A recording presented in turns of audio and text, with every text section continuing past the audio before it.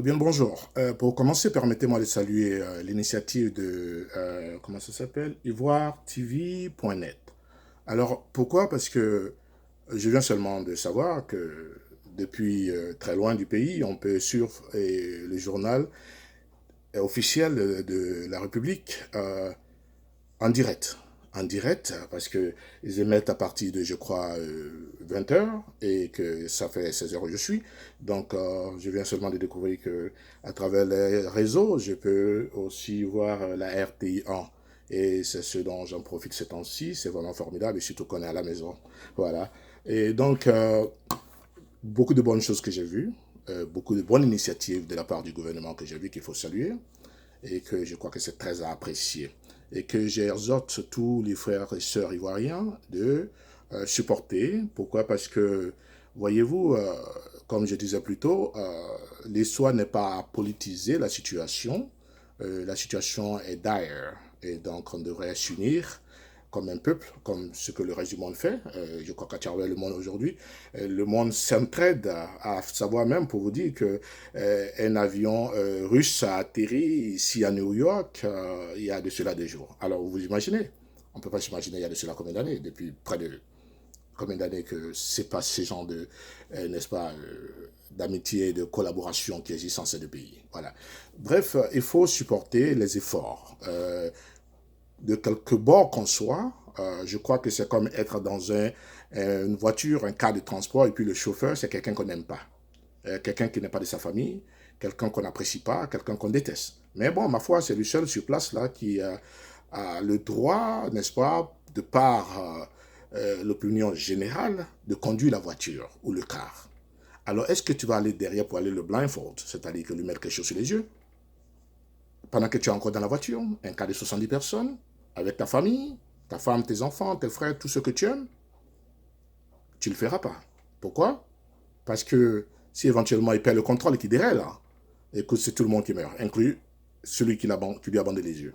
Donc c'est pourquoi je crois que quand on est en période d'élection, il faut partir choisir son candidat, il faut faire ce qu'il y a à faire, c'est tout à fait démocratique. Mais quand il y a un candidat, que ce soit d'une autre façon ou d'une autre, qu'on croit que la personne a accédé au pouvoir, et pendant que la personne a un exercice, il faut l'apprécier. C'est pourquoi je voulais tirer profit du moment pour saluer l'organisation gouvernementale aujourd'hui qui est en train de faire beaucoup d'efforts, d'après ce que j'ai vu là à la télé, pomper les rues, pomper les camions, donner des masques aux gens, aller de quartier en quartier pour, n'est-ce pas, amener les gens à comprendre ce que c'est, aller même dans les marchés, parler à nos mamans qui peut-être n'ont jamais été à l'école, qui comprennent moins ce que c'est, et faire des efforts aussi pour, n'est-ce pas, éviter des nouvelles qui ne sont pas très de bonnes sources, qui ne sont pas de bonnes sources. C'est aussi le moment de dire que l'effort, l'initiative prise par le jeune ministre de la Jeunesse est très à louer, de vouloir recruter des jeunes jusqu'à 700, si je ne m'abuse, pour 700 000, non, pour aider à parler aux jeunes, parce que seulement les jeunes comprennent mieux les jeunes. Je crois que c'est aussi important. Donc, il faut saluer. Maintenant, le problème le plus fondamental pour lequel je suis ici aujourd'hui, c'est de discuter de l'éducation à distance. Ça, je m'adresse à Madame la ministre Kandia Camara, c'est ça le nom. Ok, Madame, c'est très beau ce que vous avez fait comme initiative de dire que vous allez ne pas laisser les enfants sur le pavé, les éduquer pendant qu'ils n'ont pas le temps de se congréguer en classe et tout et tout. Mais alors, vous leur avez donné les moyens nécessaires? J'en doute. Et tout ce que vous avez dit, tout ce que j'ai écouté, il n'y a pas un seul segment dedans qui dit que vous allez donner des moyens nécessaires à ces élèves. Alors, comment est-ce que vous voulez que ces élèves apprennent? Madame, voyez-vous que je sais que vous ne tirez pas les ficelles. Mais une vérité, c'est que quand on est ministre, on est secrétaire du président. Ça veut dire que le président, c'est vous qui lui donnez des conseils. C'est vous qui allez sur le terrain, dans votre terroir, du ministère de l'Éducation, dans l'école, écoutez les professeurs, écoutez les instituteurs, écoutez les élèves, les parents d'élèves, écoutez les institutions, et puis maintenant vous rapportez ça à votre chef, dont vous êtes la secrétaire, de ma foi, et qui vous conseille en conseil des ministres, vous suggérez ce que vous avez. Ça, vous le faites. Je ne vous enseigne pas votre boulot. Mais je veux dire que vous êtes secrétaire. C'est pourquoi dans les pays anglais, on les appelle secrétaires, parce que c'est ce que vous êtes. Un ministre est un secrétaire. Secrétaire du président. Le président en a combien en Côte d'Ivoire? 30, 29, je ne sais pas. Mais autant que vous êtes, madame, c'est ce qu'il faut faire. Avant de venir parler au peuple que nous allons faire ceci, ça semble très bon, il faut d'abord s'octroyer les moyens de les faire. Parce que ça vous met en ridicule que vous allez venir vous dire que, ok, écoute ici, pour faire plaisir au peuple ivoirien, pour les assoupir les mœurs, on va faire l'éducation à distance et puis, bon, ben, ma foi, les élèves ne seront pas laissés sur le bord et puis perdre l'année scolaire. Et vous précisez que ce n'est pas une année blanche parce que, bon, il y a déjà 2 trimestres qui sont passés. Mais quoi, je crois qu'en Côte d'Ivoire, c'est 3 trimestres. Donc, s'il y a moins d'un trimestre, ça devient une année blanche. Et je voulais faire la correction là. Ok, parce que quand on n'a pas fini, on ne peut pas réclamer d'avoir achevé un travail. Ça veut dire qu'on revient une année prochaine pour continuer. Ça veut dire que cette année a été blanche. Voilà. Maintenant, aller de l'avant, en toute sincérité, je ne parle même pas d'élèves encore. Je ne parle pas de primaire, je ne parle pas de collège. Je ne parle même pas d'élèves étudiants. Je parle même de professeurs avec doctorat qui enseignent dans les universités que nous avons, multiples universités que nous avons maintenant. Combien parmi eux qui savent utiliser un ordinateur? Parce qu'aux États-Unis, je connais des professeurs qui ne peuvent pas utiliser l'ordinateur. Donc, je crois que je parle en connaissance de cause. Combien en Côte d'Ivoire? Et même ceux qui savent l'utiliser, combien en ont les moyens ou à combien acquis parce qu'ils n'ont pas besoin d'acheter? L'institution dans laquelle ils travaillent devra leur donner. Ça peut être dans les universités et même dans les lycées et écoles primaires. L'instituteur, il va vous donner le matériel didactique et il enseigne avec.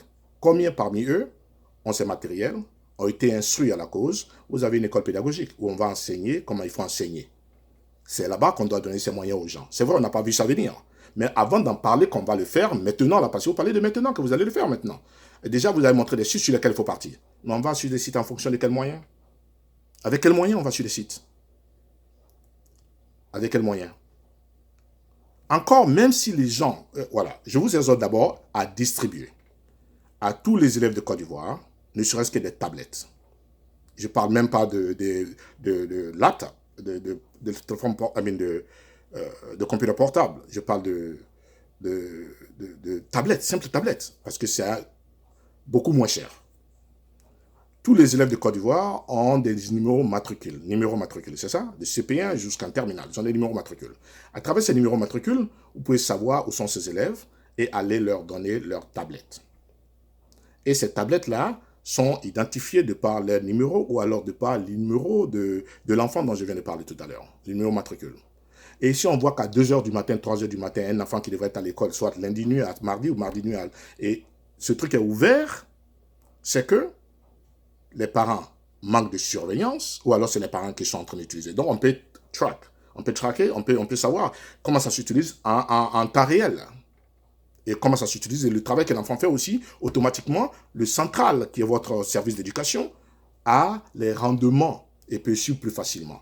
Vous voyez, la journaliste, quand elle commençait, elle avait dit, à l'instar des autres pays. Ok, c'est un grand mot. Mais ce n'est pas à l'instar des autres pays, parce que c'est ces autres pays qui donnent les enfants à aller à la maison travailler. La plupart de leurs enfants, ils tous savent utiliser l'ordinateur. Leurs professeurs et instituteurs, tous savent utiliser l'ordinateur. Et on leur donne des appareils. Donc, ce n'est pas à l'instar de ces pays. Ces pays dont je parle, les États-Unis d'Amérique, la France, la Chine, le Japon et tous ces grands pays, ils donnent des moyens à ces enfants d'aller étudier. Et puis, deuxième cas, même si demain, vous suivez mes conseils et que vous allez donner ces appareils à ces jeunes, comment ils se connectent? Le téléphone simple, tu appelles quelqu'un en Côte d'Ivoire, il ne t'entend pas, il dit qu'il n'y a pas de réseau. Il faut se déplacer là. Quand il est au salon, il n'a pas de réseau. Il doit sortir dans la cour et souvent, il n'a pas de réseau. Il doit partir chez le voisin parce qu'il n'a pas de réseau chez lui. Et toutes ces histoires, ça veut dire que l'infrastructure de l'Internet est vraiment très archaïque. Et la Grande Côte d'Ivoire devrait se mettre, je crois, il y a 5 ans de cela que j'entendais, il y a un gros câble qui vient de la France, ça passe par en dessous de la mer, ça fait ceci, cela, les satellites et tout. On n'en a pas les moyens. On ne met pas les moyens à la disposition du peuple. Ces investissements, quand on parle d'investissement économique, voilà où ça parle, l'information. Et voilà qu'aujourd'hui, on est à ce niveau où l'information minimum que l'élève doit avoir, il ne peut pas s'octroyer ces informations. Le SMS simple. SMS signifie quoi? Short Messaging Service. Ça veut dire que c'est court. Le message que vous envoyez, c'est-à-dire un petit mot, 2 mots ou bien même une lettre, c'est short parce que le bandwidth que ça prend en écrit, c'est très moins par rapport au bandwidth que ça prend quand c'est des vidéos.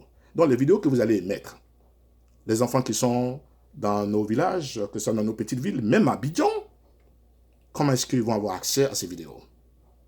Ils n'ont pas l'éducation pour utiliser l'Internet. Quand je parlais des instituteurs, c'est pour ne pas parler parce qu'il y a encore moins les élèves.